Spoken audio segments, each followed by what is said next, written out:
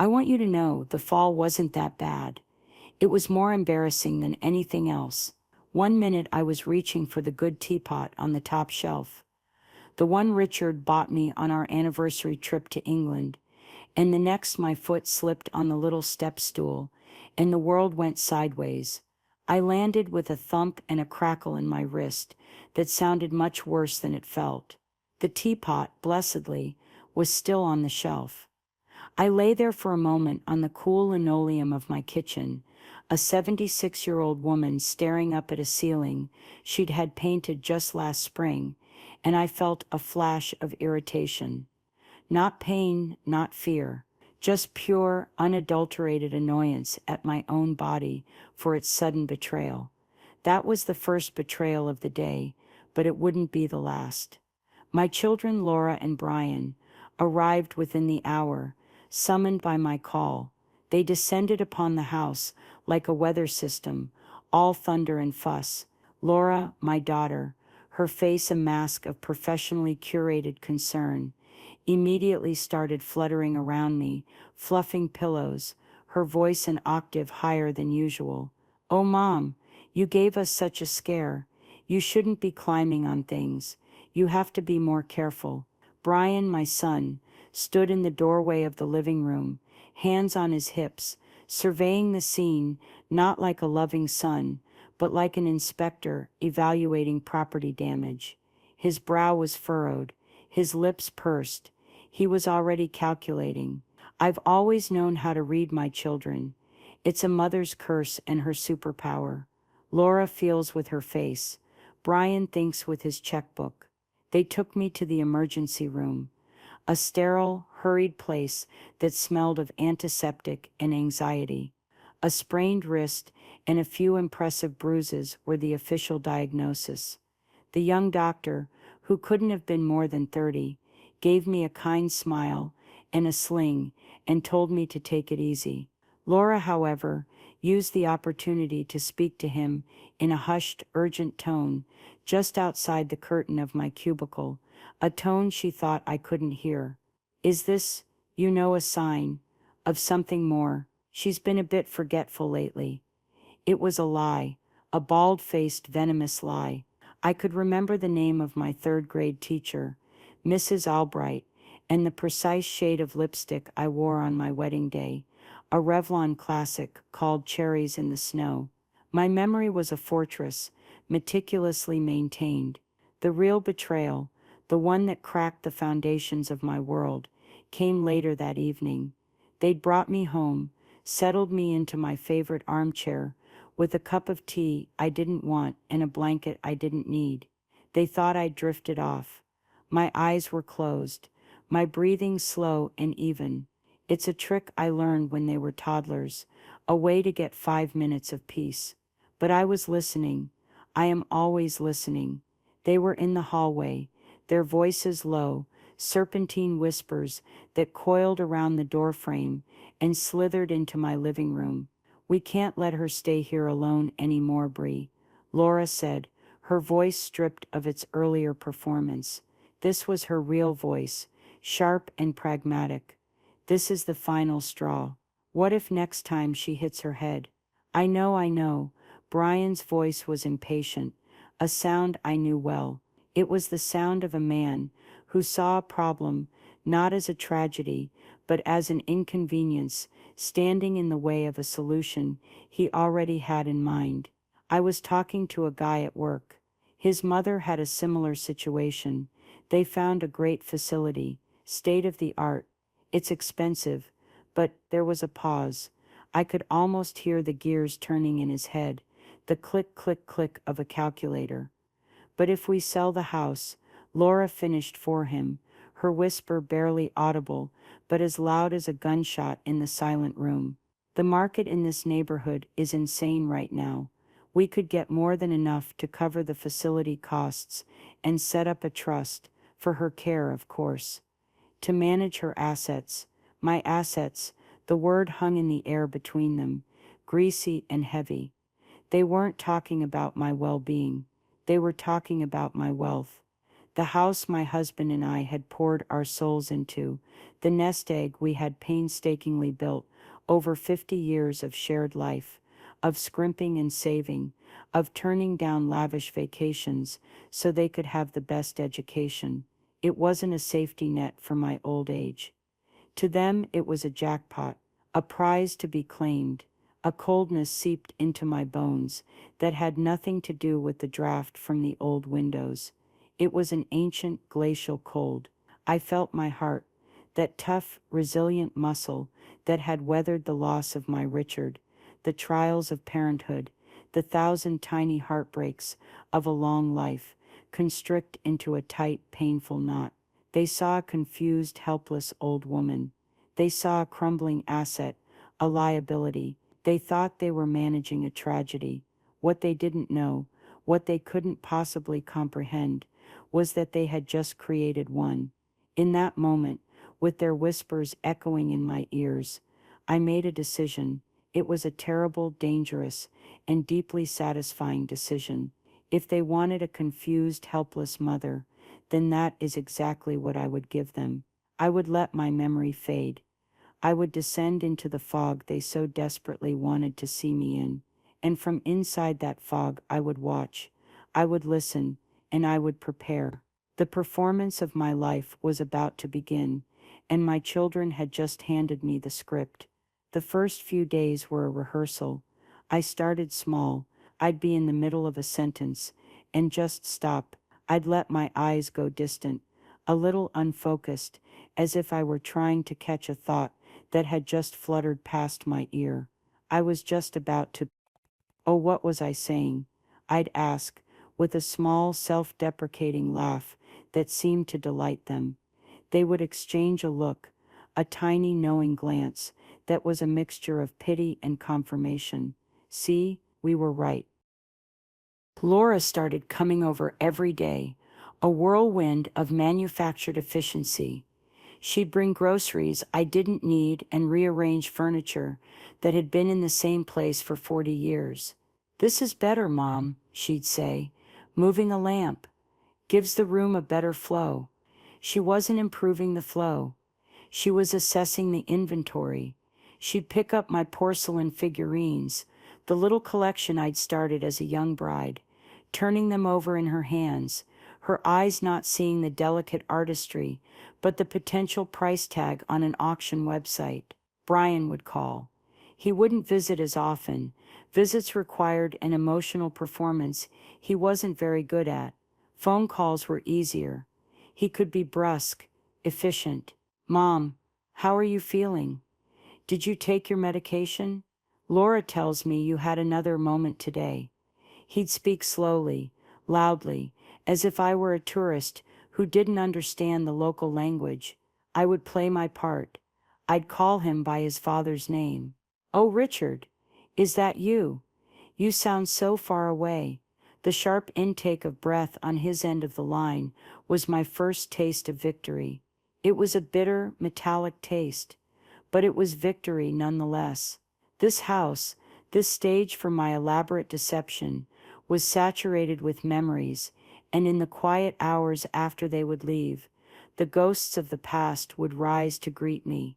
I would sit in Richard's worn leather armchair, the one they kept saying they should get rid of, and I could almost smell the faint scent of his pipe tobacco and Old Spice aftershave. This house wasn't just brick and mortar, it was a living archive of my life. I remembered bringing Laura home from the hospital, a tiny screaming bundle wrapped in a yellow blanket. I'd walked her for hours up and down the hallway, where she and Brian now stood, plotting my future, humming lullabies until my throat was raw, and she finally drifted off to sleep on my shoulder. Her tiny hand had curled around my finger, and I had felt a love so fierce, so protective, it was like a physical force. Where did that little girl go? When did she become this sharp-edged woman who looked at her own mother with the cold eyes of an appraiser? And Brian, he was the sensitive one, or so I'd thought.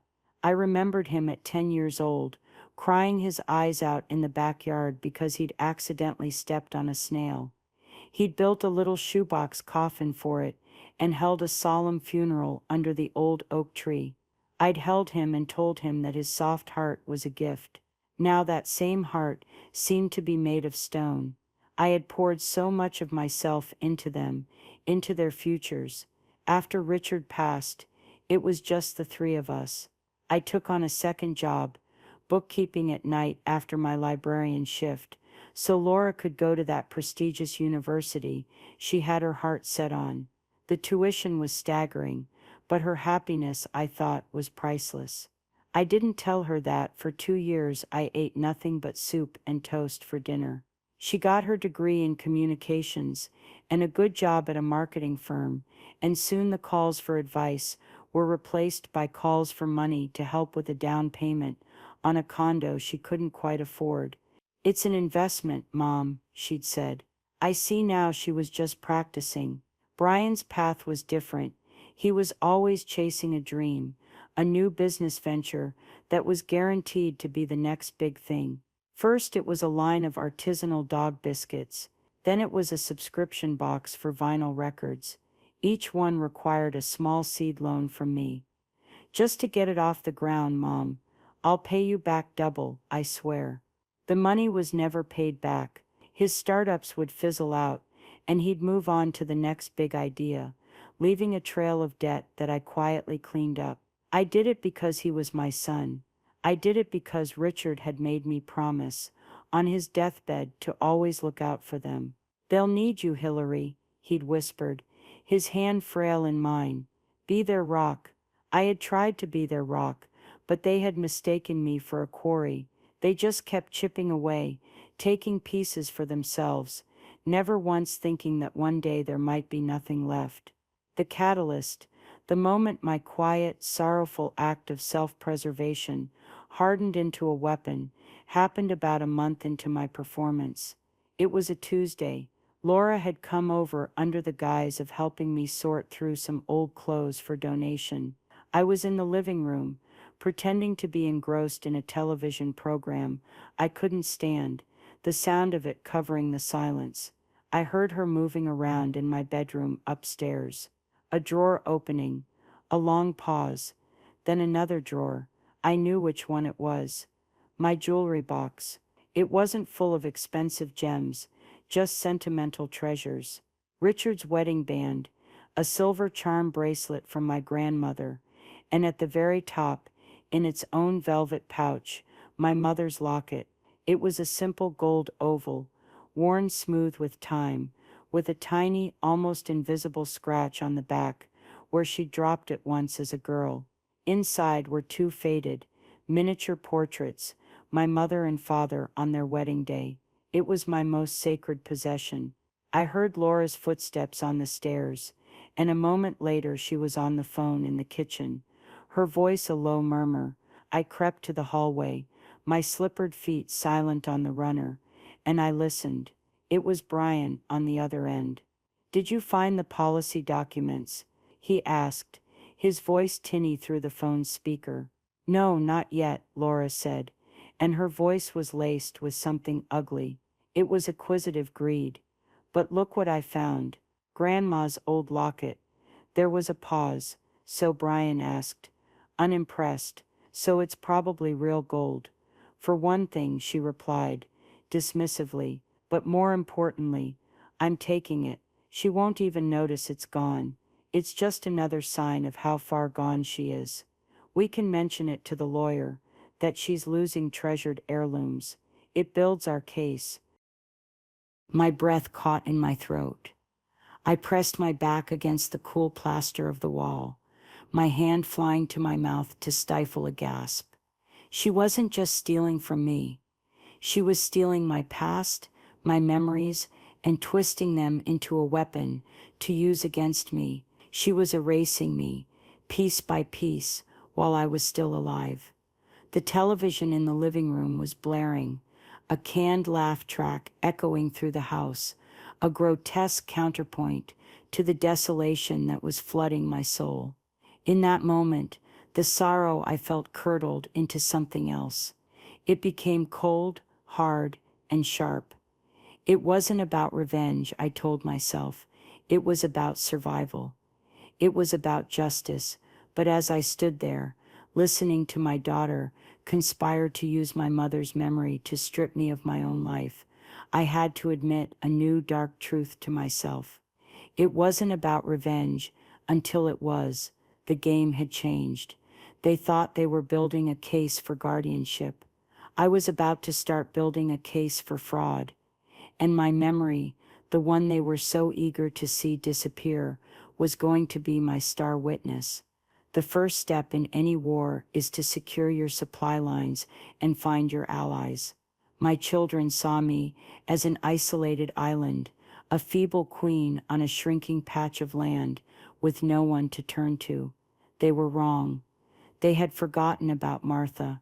Martha and I had been friends for 50 years, ever since we were young mothers in the same neighborhood. Our children had grown up together. We'd weathered husbands, menopause, and the bewildering advent of the internet side by side. Martha was a retired paralegal, and her mind was not just a fortress, it was a steel trap armed with lasers. She was pragmatic, unsentimental, and fiercely loyal. She was exactly who I needed. Getting to a phone without being overheard was my first challenge. Laura had developed a habit of calling the landline at random times just to check in, which was really a way of monitoring me. But she underestimated me. She always had. I waited until my caregiver, Susan, was in the garden. Susan was a woman in her late 50s, whom my children had hired. She was instructed to be my companion, but her real job was to be my warden. She was mostly harmless, a bit of a gossip, but her presence was a constant reminder of the cage they were building around me. I went into my study, a room they rarely entered because it was filled with books instead of sellable antiques, and used the old phone on my desk, the one with the frayed cord. I dialed a number I knew by heart. Martha's residence, her voice answered, as crisp and formal as ever. "Martha, it's Hillary," I whispered, my voice tight. "Hillary, good heavens, I was about to send out a search party. Laura told me you had a nasty fall. Are you all right?" "I'm fine, Martha. The fall was nothing, but I'm in trouble. The kind of trouble you can't fix with a bandage." I told her everything. The whispers in the hallway, the talk of a facility, the plan to sell my house, the theft of my mother's locket. I spoke quickly, quietly, the words tumbling out of me in a torrent of long-suppressed fear and fury.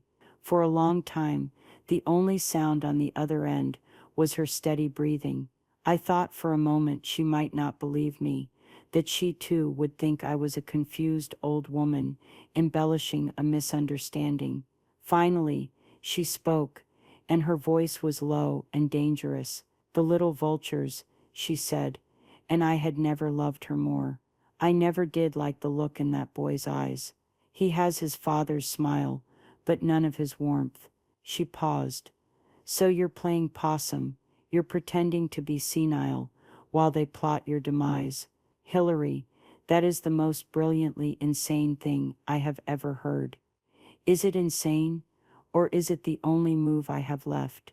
"It's both," she said without hesitation, "and it's dangerous. They're trying to build a case for legal guardianship.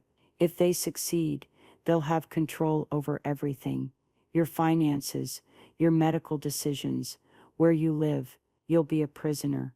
"I know," I said. "That's why I need you. I'm not just playing possum, Martha. I'm gathering evidence." That got her attention. Martha, the retired paralegal, sprang to life. "Evidence? What kind of evidence?" "Their conversations," I said. "They talk freely around me. They think I'm a piece of furniture that occasionally asks for tea. I need to record them."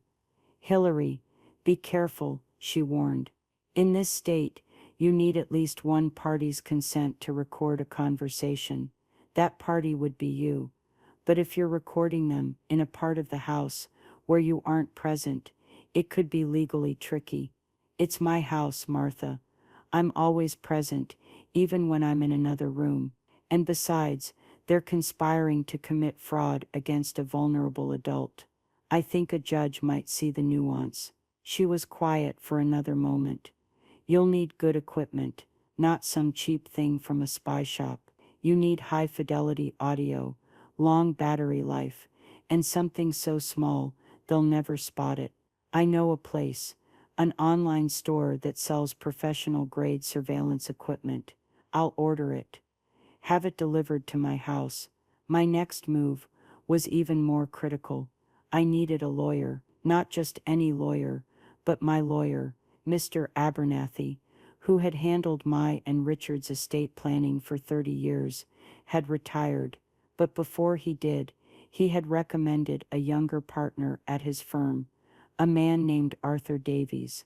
I had met with Mr. Davies 2 years ago to update my will and establish a living trust.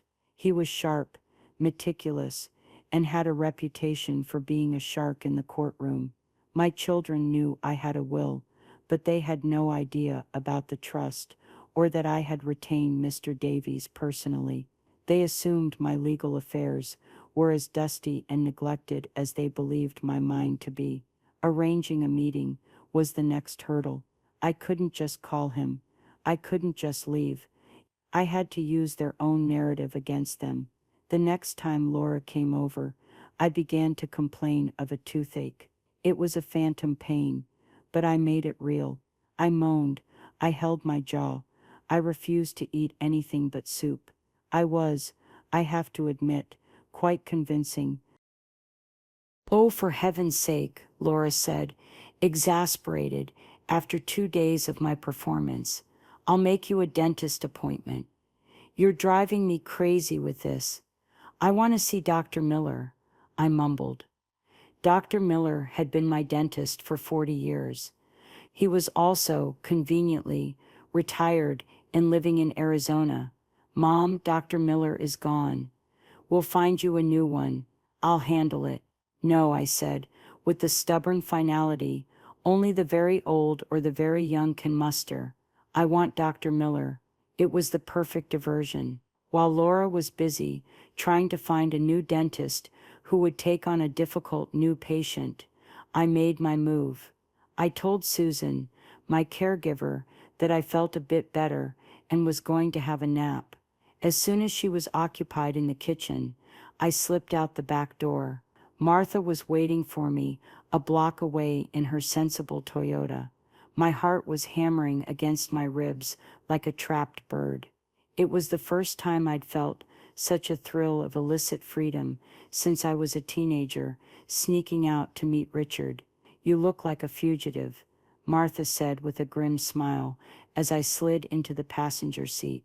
"I feel like one," I panted. Mr. Davies's office was in a sleek, modern building downtown that felt a world away from my floral wallpaper and dusty heirlooms. He was younger than I remembered, with kind eyes that didn't quite match his predatory reputation. He listened to my story without interruption, his hands steepled under his chin. He didn't look at me with pity or doubt. He looked at me as if I were a client with a serious problem that required a serious solution. When I finished, he leaned back in his leather chair. "Mrs. Claremont," he said, his voice calm and measured, "what your children are attempting to do is called predatory guardianship. They are trying to create a pretext, your alleged incompetence, to gain control of your assets through a court order. It is, to put it bluntly, a form of elder abuse and fraud." Hearing it put into such stark legal terms was both terrifying and validating. I wasn't just being dramatic. I wasn't overreacting. I was a victim of a calculated crime. "Martha mentioned you have a plan to record them," he continued. "She's right about the legal gray areas, but in this case, given that it's your home and you are the target of a conspiracy, I believe the recordings would be a powerful, perhaps even admissible, tool. But we need more than just their conversations. We need a paper trail." He leaned forward. First, we move your liquid assets. Your primary checking and savings accounts are at the community bank your children know about. Tomorrow, you and I are going to open a new set of accounts at a different, larger bank. We will transfer the majority of your funds there. We will leave just enough in the old accounts to cover your usual monthly expenses so they don't get suspicious. Your investment portfolio is managed by a firm. Brian knows, he's mentioned it. He thinks he's on the account as a beneficiary, but he's not. Only Richard was. Good, Mr. Davies said. We'll contact them and put a freeze on any inquiries or changes without your express in-person authorization with me present. We'll do the same with your pension administrator. I don't have a pension, I said, just an IRA that I rolled my 401k into. Mr. Davies raised an eyebrow. Interesting, because your son Brian mentioned a complex pension from your old accounting firm to his wife Chloe just last week. My blood ran cold. How could you possibly know that? Mr. Davies gave a small, almost imperceptible smile. My dear Hillary, when you retained me 2 years ago, I didn't just file your paperwork. A client with your level of assets and with children who have a documented history of financial dependency raises certain red flags. I took the liberty of engaging a private investigator for a preliminary background check, a very discreet one. He's been keeping a loose, passive watch on them ever since, nothing intrusive, just monitoring public records, social media, that sort of thing. It's a service we provide for our high net worth clients who are in vulnerable positions. Your son's wife, Chloe, is quite the talker on her private social media page. She was complaining about how stressed Brian is about managing your pension. He's lying. He's inventing assets to justify his actions, likely to his own wife. I was stunned. I had come to him for a shield, and he had handed me a sword, a whole armory. So he said, his voice dropping an octave, we will let them continue. We will let them build their case. Let them hire lawyers. Let them file petitions.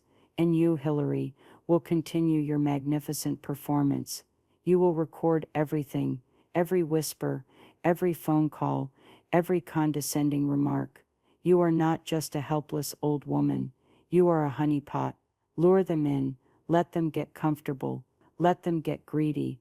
And when they finally make their move and serve you with those guardianship papers, we will be waiting, and we will bring the full weight of the law down upon them. We will not just defend. We will countersue for attempted fraud, conspiracy, and intentional infliction of emotional distress. We will bury them in discovery, in depositions, in their own recorded words. I walked out of that office feeling 10 feet tall. The fear was still there, a low hum beneath the surface, but it was now overlaid with something new, a cold, crystalline purpose. Martha dropped me off a block from my house. As I walked up the path, I saw Laura's car in the driveway. She was waiting for me. I took a deep breath, let my shoulders slump, and wiped the steely resolve from my face. As I opened the door, the confused, frail, and helpless Hillary Claremont returned. The performance was back on, but now the stage was set, the script was written, and the final act would be all my own. The silent takeover of my life began in earnest. The micro-recorders Martha had ordered arrived disguised in a box of gourmet cookies she brought over one afternoon. They were tiny, black, and utterly innocuous. While Laura was on the phone in the garden, loudly complaining to Brian about my stubbornness, Martha and I moved like a pair of seasoned spies. We placed the first one under the base of the heavy, old-fashioned telephone in the kitchen, a perfect spot to capture their callous phone calls. The second went into the hollowed-out base of a porcelain cat that sat on the mantelpiece in the living room, its painted-on smile now a knowing smirk. The third and most important one was tucked into the back of my bedside reading lamp, its tiny lens aimed at the chair where they so often sat to deliver their latest pronouncements about my condition. My role became more demanding. I had to be consistently inconsistent. I would remember the name of the mailman, but forget Brian's wife's name, Chloe, calling her Brenda or Clara, until she would storm out in a huff. I'd start to cook a meal and leave the stove on, only to be saved by the ever-watchful Susan, who would cluck her tongue and write a note in the little journal she kept for my children. I let them find the note. I wanted them to have a record of my decline, a diary of their own delusion. Laura began her assault on my paperwork. She brought a file box one day with cheerful, brightly colored labels. "Mom, let's just get things organized, shall we? It'll be so much easier for you." She sat at my dining room table for hours, sorting through my mail, my bills, my life. I would sit in my armchair, pretending to watch a game show, but I was watching her. I saw her slip my main bank statement into her purse. I saw the flash of frustration on her face when she couldn't find the documents for my investment portfolio.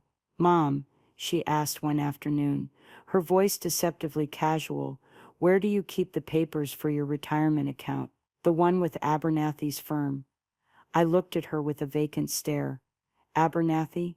Is he that nice young man who fixed the washing machine?" I asked. Her sigh was a masterpiece of theatrical exasperation. "No, Mom, your lawyer. Your money." "My money is for a rainy day," I said, patting my handbag. "I have $20 right here." The look on her face was a mixture of contempt and pity. It was exactly what I wanted to see. What she didn't know was that Mr. Davies and I had already moved over 80% of my liquid assets into the new accounts she knew nothing about.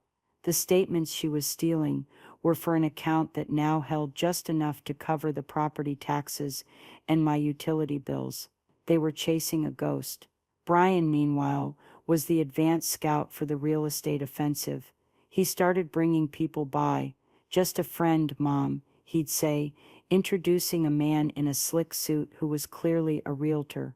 The man would walk through my house, his eyes scanning the crown molding and the hardwood floors, while Brian kept me distracted with pointless questions about the weather. I would play along, offering the man a cup of tea, asking him if he knew my son, Brian. The realtor would give Brian a sympathetic look, and they would retreat to the porch to talk numbers, their voices captured perfectly by the recorder on the mantelpiece. "Original floors, great bones," the realtor's voice would drift in.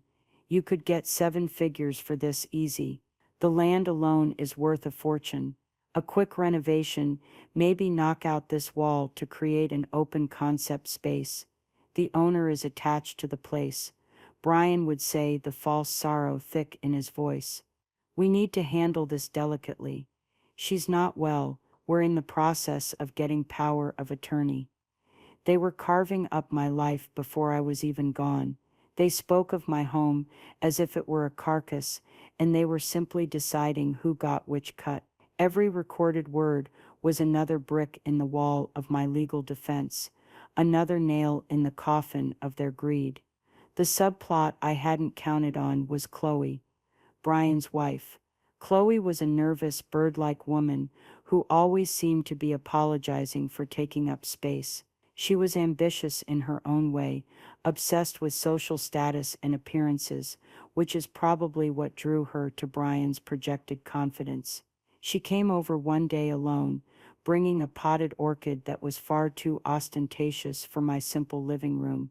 Brian was in a meeting, she said. She sat opposite me, perched on the edge of the sofa, wringing her hands. I could see the conflict in her eyes. She was trying to be the dutiful daughter-in-law, but she was also deeply uncomfortable. "Hillary," she began, her voice a little shaky, "Brian is just so worried about you. He barely sleeps." A lie.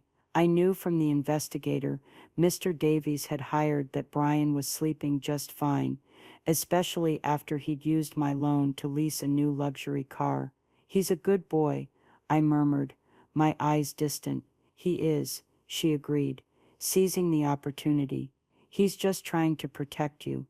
He told me about all the complicated finances you have, that big pension from your old job. He said the paperwork is a nightmare, and he's terrified it will all get lost if something happens and no one knows how to access it for you. He just wants to get it all organized under one umbrella, you know, to make it simple. And there it was, the unwitting truth teller, the karmic agent. She delivered the lie so earnestly, so perfectly, that it was a gift. Brian wasn't just lying to me, he was lying to his own wife, inventing a complex financial instrument to make his hostile takeover sound like a noble act of filial duty. He was creating a narrative of my incompetence and his own burdensome heroism. I looked at Chloe, at her worried face and her expensive handbag, and for a moment I almost felt sorry for her. She was a pawn in her husband's grubby little game. I gave her a small, confused smile. Pension? Oh, that's Richard's department. You'll have to ask him. Chloe's face fell. The flicker of hope in her eyes died. She thought she was making a breakthrough, and I had met her with what she could only interpret as profound, heartbreaking dementia. She left soon after, leaving the garish orchid on my coffee table like a funeral wreath. I waited until I heard her car pull away, and then I walked over to the porcelain cat on the mantelpiece. I gently lifted it, and with a steady hand, I pressed the tiny button to ensure the recording was saved. That single conversation, built on a foundation of pure fabrication by my son, was more valuable than any stock or bond in my portfolio. It was proof of intent. It was the sound of my son building a fraudulent case against his mother, and his wife was his unwitting accomplice. The panic was starting to set in for them. I could feel it. Their initial confidence was beginning to fray at the edges. They had the evidence of my mental decline, but they couldn't find the money. They were like burglars who had broken into a vault, only to find it empty, and their frustration was making them sloppy. The power began to shift, not with a bang, but with a series of quiet, desperate moments. The first sign was the phone calls. They became more frequent, more frantic. I would be sitting in my chair, pretending to doze, and the phone would ring. It would be Laura, her voice tight with a new kind of anxiety. "Brian," she'd say, not bothering to lower her voice anymore. "I've been through every file in the study. I can't find the deed to the house, or the stock certificates. It's like they've vanished." "What do you mean they've vanished?" Brian's voice would crackle over the speakerphone, sharp with alarm. "Old people don't just vanish legal documents. She must have put them somewhere. Did you check the safe? The safe is empty. She keeps saying she gave them to the man with the nice hat for safekeeping. She's completely gone, Brian. We're running out of time. That realtor Jeff has a cash buyer lined up, but we can't move without the paperwork and power of attorney." Their panic was a symphony to my ears. They were so convinced of my incompetence that they couldn't fathom the truth, that the documents were safely in a vault at Mr. Davies's firm. They had built their entire plan on the foundation of my weakness, and they couldn't comprehend that the foundation itself was an illusion. Their desperation led them to escalate their efforts. They arranged a family meeting, a summit of despair held at my dining room table. My niece Sarah, Laura's cousin, was there. They'd brought her in as a neutral party, someone to witness my decline and validate their concerns. Sarah was a kind soul, a nurse, and I had always been fond of her. I could see the genuine worry in her eyes, a stark contrast to the predatory gleam in my children's. Laura led the meeting, laying out her case with a series of anecdotes. The time I left the stove on, the time I called Chloe Brenda, the time I couldn't find my car keys, which were in my own hand. Each story was technically true, but stripped of the context that I had manufactured it. She's a danger to herself, Laura concluded, her voice trembling with what she probably thought was convincing emotion. We need to intervene, for her own good. Brian chimed in, talking about the financial disarray, the missing documents, the bills that were almost paid late. She can't manage it anymore. It's all becoming a tangled mess. We need to step in and protect her legacy. I sat at the head of the table, the matriarch in their narrative of my downfall, and I played my part. I looked confused. I fidgeted with a napkin. I stared out the window as if I were in another world. I watched Sarah's face. I saw her initial concern curdle into doubt. She was a nurse. She'd seen real dementia, real cognitive decline. What she was seeing in me was off. It was a performance, and on some level she knew it. Aunt Hillary, Sarah said gently, cutting through Laura's monologue. How are you feeling today? I turned to her, my eyes focusing for just a second. I'm a little tired, dear, I said, my voice clear and lucid. There's been so much fuss. That one moment of clarity was a calculated risk. It was a crack in my facade, just enough to plant a seed of doubt in the one person in the room whose soul wasn't for sale. I saw Laura and Brian exchange a panicked look. They had to get me back on script. See, Laura said quickly. She has moments of clarity, but they don't last. 5 minutes from now, she won't even remember this conversation. After Sarah left, visibly unsettled, the true exodus began. Not a physical one, but a moral one. My children, having failed to rally the family to their cause, decided to move forward alone. They abandoned any pretense of gentle persuasion. Their visits became shorter, more transactional. They were no longer trying to convince me. They were simply managing the final stages of their plan. They brought over glossy brochures for assisted living facilities, leaving them stacked on the coffee table. Sunnyside Meadows, Golden Years Pavilion. The names were so cheerfully patronizing, they made my teeth ache. They were monuments to our society's desire to file the elderly away in pretty boxes. The final, desperate countermove came a week later. Brian arrived with a woman he introduced as a senior care placement advisor. Her name was Janice. She was all sharp angles and a brighter than necessary smile. She wasn't an advisor. I knew a real estate stager when I saw one. Her eyes weren't on me. They were on the scuff marks on the baseboards and the dated pattern of the curtains. Hillary, it's a pleasure to meet you, Janice chirped, her voice grating. Brian and Laura have told me so much about you. I'm just here to help you explore some options that might make your life a little easier and safer. She walked through the house, making suggestions. A nice neutral gray on these walls would really open up the space. If we took out this bookshelf, you could really see the fireplace as the centerpiece. She was speaking to Brian, but her words were for me, designed to be overheard, to reinforce the idea that my departure was a foregone conclusion. My home was already being dismantled, redecorated, and prepared for its next owner. I watched them from my armchair, a silent, smiling sphinx. They thought they were in the final stages of a real estate transaction. They believed they held all the cards. They saw an empty chair, a vacant mind, a house ready to be flipped. They couldn't see the truth. They couldn't see the fortress of evidence I had built around myself. They couldn't hear the ticking clock, the one that was counting down not to my eviction, but to their day of reckoning. They were about to serve guardianship papers on a ghost. The real Hillary Claremont was waiting in the wings, and she was about to make her grand entrance. The day arrived just as Mr. Davies had predicted. It was a Thursday morning, the kind of bright, crisp autumn day that used to be my favorite. The air smelled of wood smoke and damp leaves.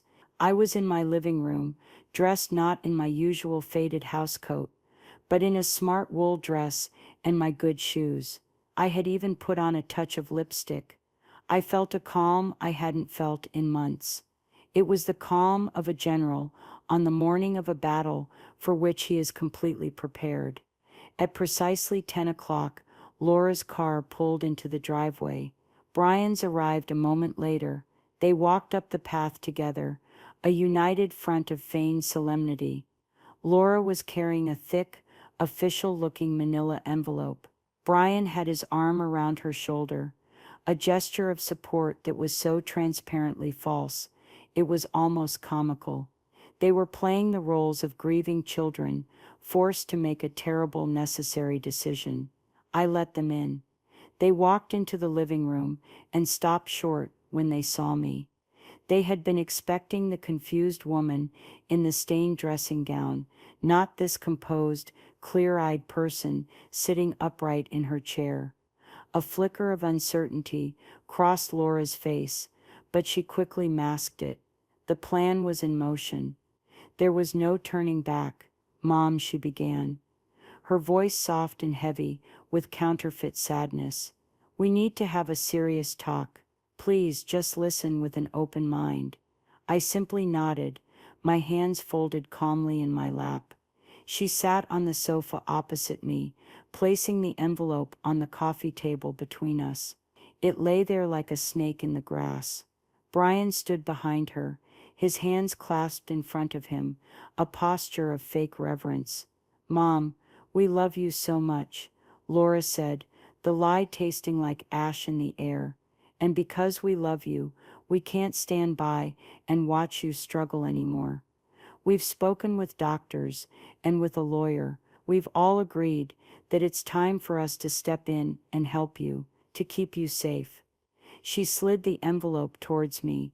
"These are guardianship papers.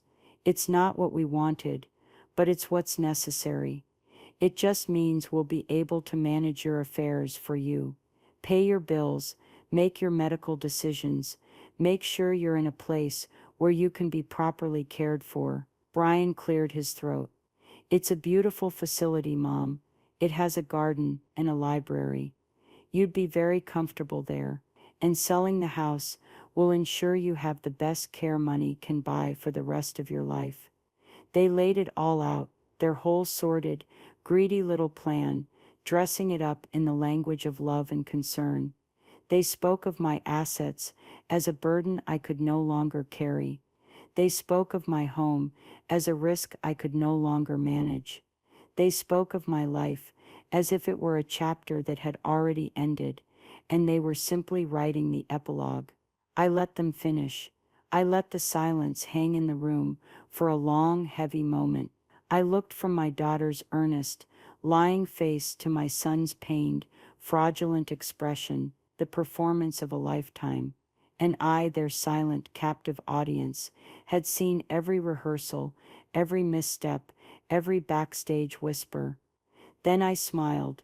It wasn't a confused, vacant smile. It was a small, sharp, knowing smile.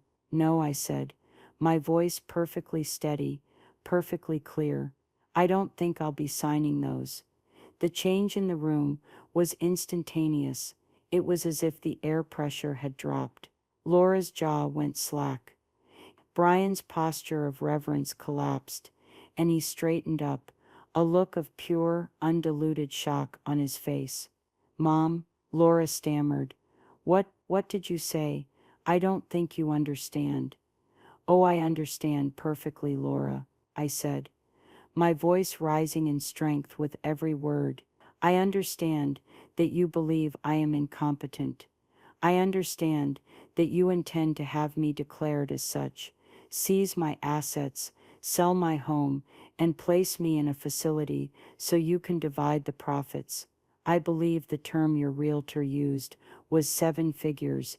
Easy." The color drained from Brian's face.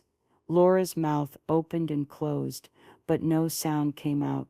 They looked like a pair of fish gasping for air on a riverbank. As if on cue, the doorbell rang. 2 sharp, decisive chimes. I stood up, smoothing down my dress. "Excuse me for a moment," I said, my voice cool and polite. "I have guests." I walked to the door and opened it.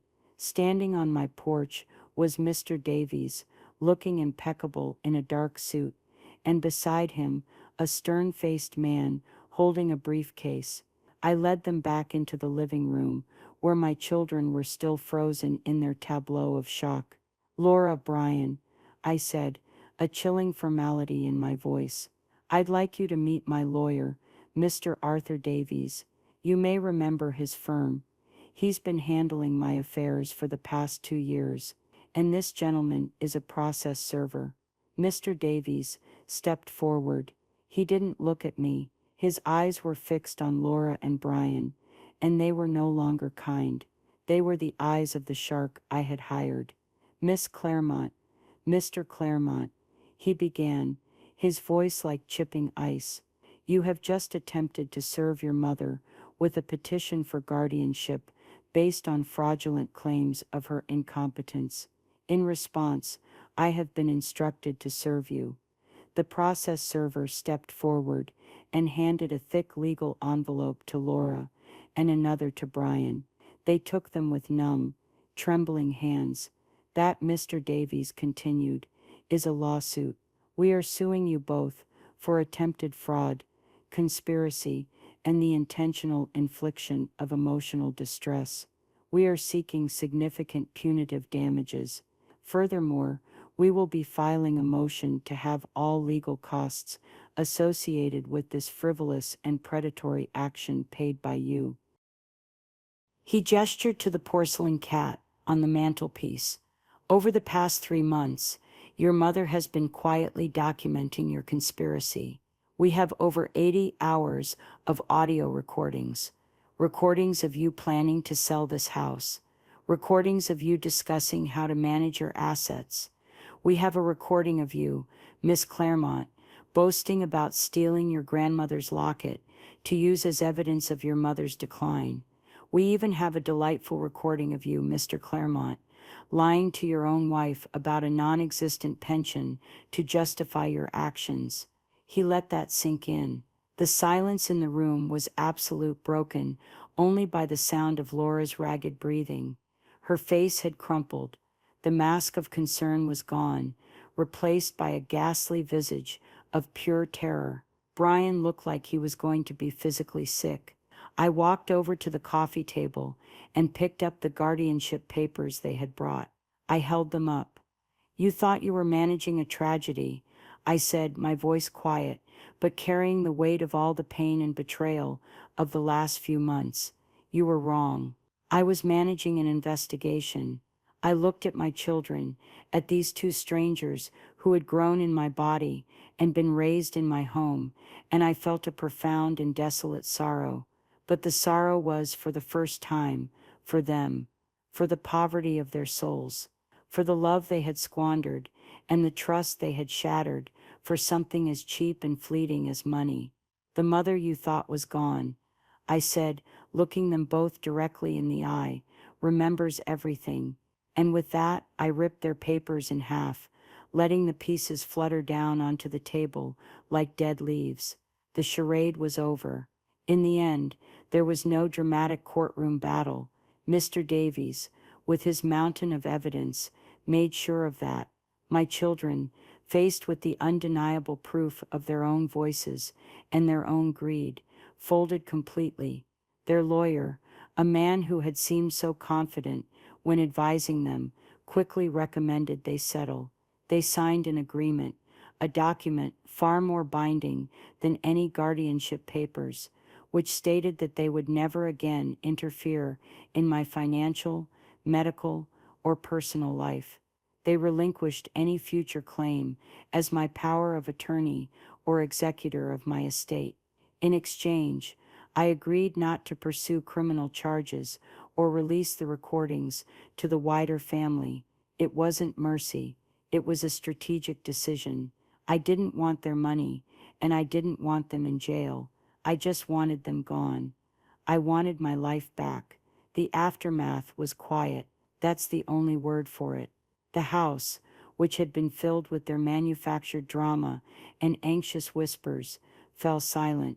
For the first few days, the silence felt loud, cavernous. I would walk from room to room, touching the furniture they had mentally sold, looking at the walls they had planned to repaint, and I felt the ghost of their presence. But then, slowly, the silence changed. It stopped being an absence and started being a presence. It was peace. It was the sound of my own thoughts, clear and uninterrupted. It was the sound of my own life, reclaimed. I sold the porcelain cat at a yard sale. I gave the orchid Chloe had brought to Martha, who actually liked that sort of thing. I put my mother's locket, which Laura returned silently via courier, back in its velvet pouch in my jewelry box. I sit in my armchair now, Richard's chair, and I read. I listen to music. I do the crossword puzzle in ink. My memory, my real memory, is as sharp as ever. It's a bittersweet gift, because I remember not just the good times, but the betrayal. I remember their faces in that final confrontation, the mixture of shock and dawning horror. I don't hate them. I think what I feel is a profound, aching pity. They traded a mother for a failed get-rich-quick scheme. It is, by any measure, a terrible bargain. So why am I telling you all of this? Because my story, in its own strange way, is a cautionary tale, but it's also a story of hope. It's about what can happen when people mistake kindness for weakness and age for irrelevance. They saw an old woman, a problem to be managed, a resource to be liquidated.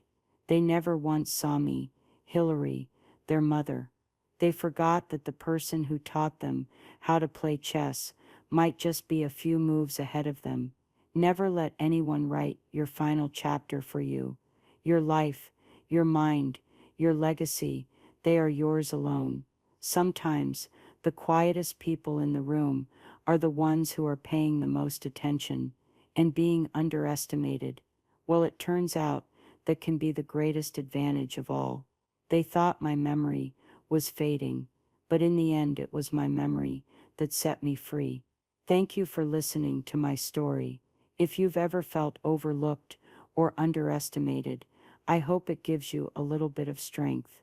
Please subscribe to the channel for more stories like this one, and if you have a moment, I'd love to read your thoughts in the comments below. Sharing our experiences is how we remind each other that we're not alone.